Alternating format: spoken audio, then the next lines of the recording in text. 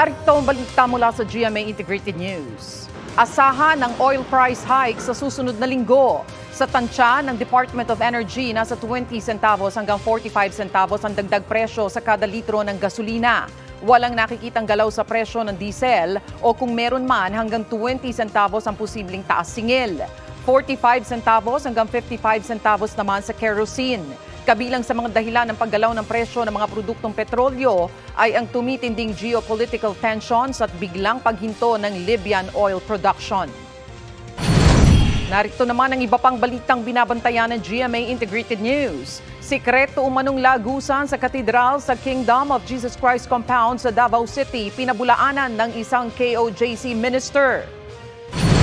Pangulong Bongbong Marcos nagpaabot ng suporta sa Pinoy athletes para sa Paris Paralympics. At binabantayang cloud cluster sa silangan ng Mindanao, posibleng maging low pressure area at pumasok sa PAR. Para sa mas malaking misyon at mas malawak na paglilingkod sa bayan, ako po si Tony Aquino ng GMA Integrated News, ang News Authority ng Pilipino.